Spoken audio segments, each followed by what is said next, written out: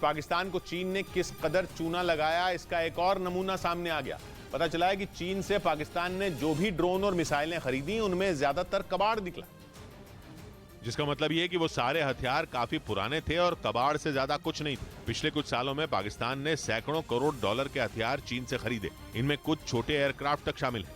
बहुत बड़ी संख्या में ड्रोन खरीदे गए। केवल सर्वेलेंस वाले ड्रोन नहीं बल्कि हथियार ले जाने में सक्षम ड्रोन भी चीन ने पाकिस्तान को बेच दिए। लेकिन अब पता चला कि चीन के बड़े बड़े बम पूरी तरह फुस निकले। यानी जिन ड्रोन के दम पर पाकिस्तान इतरा रहा था, जब उनका टेस्ट किया गया तो वो खराब निकले और उन ज्यादातर हथियारों को ठीक करने के लिए पाकिस्तान ने उन्हें वापस चीन भेज दिया। लेकिन यह खबर पाकिस्तान के लोगों तक भी पहुंच गई कि चीन से मिले ड्रोन के पुर्जे टूटे हुए थे। ऊपर से यह भी साफ हो गया कि चीन ने जो हथियार पाकिस्तान को भेजे वो नए नहीं थे, बल्कि पहले से कई बार इस्तेमाल किए जा चुके थे। इसीलिए उनके ऐसे पुर्जे टूटे हुए मिले जो बार बार इस्तेमाल करने की वजह से टूटते हैं। पिछले दिनों IMF ने भी पाकिस्तान को सावधान किया था।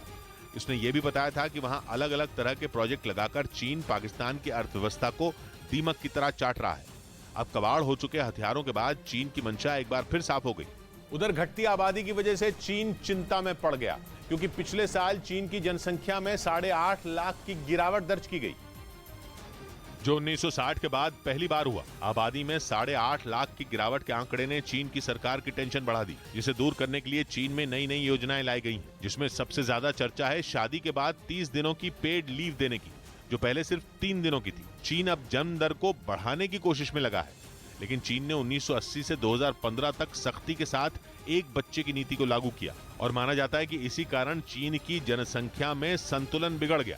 इस बीच उत्तर प्रदेश के मुजफ्फरनगर में गोवंश की चोरी का एक वीडियो सामने आया, जिसमें 2 लोग सड़क पर घूमते गाय के बछड़े को पकड़कर कार में ले जाते हुए दिखाई दिए। इस दौरान गाय का बछड़ा उनसे बचने के लिए यहां वहां भागता हुआ नजर आया, लेकिन वो लोग उसे पकड़ने में कामयाब हो गए और अपने साथ ले गए।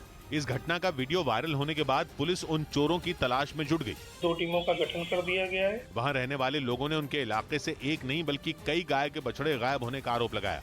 इधर सुप्रीम कोर्ट ने उद्धव गुट की याचिका पर सुनवाई करते हुए चुनाव आयोग के फैसले पर रोक लगाने से मना कर दिया। चुनाव आयोग ने शिंदे गुट को असली शिवसेना बताते हुए पार्टी का नाम और चुनाव चिन्ह इस्तेमाल करने की इजाजत दी थी, जिसके खिलाफ उद्धव गुट ने सुप्रीम कोर्ट में याचिका दाखिल की, जिस पर सुनवाई करते हुए सुप्रीम कोर्ट ने चुनाव आयोग के फैसले पर रोक लगाने से इनकार कर दिया। हालांकि कोर्ट ने शिंदे गुट को नोटिस जारी कर 2 हफ्ते में जवाब देने का आदेश दिया। उधर राजस्थान के भरतपुर में कुछ दिन पहले हुए एक डबल मर्डर के आरोपियों की तस्वीरें पुलिस ने जारी कर दी, जिन पर 2 लोगों को हरियाणा के भिवानी में एक कार में जिंदा जलाकर मौत के घाट उतारने का आरोप लगा। रिंकू सैनी तो अरेस्ट हो चुका है। इसके अलावा 8 व्यक्तियों की पहचान स्पष्ट रूप से। हालांकि पुलिस ने मोनू मानेसर नाम के बदमाश को इस लिस्ट से हटा दिया, जबकि शुरुआती FIR में उस पर उन दोनों लोगों के अपहरण का आरोप लगा था।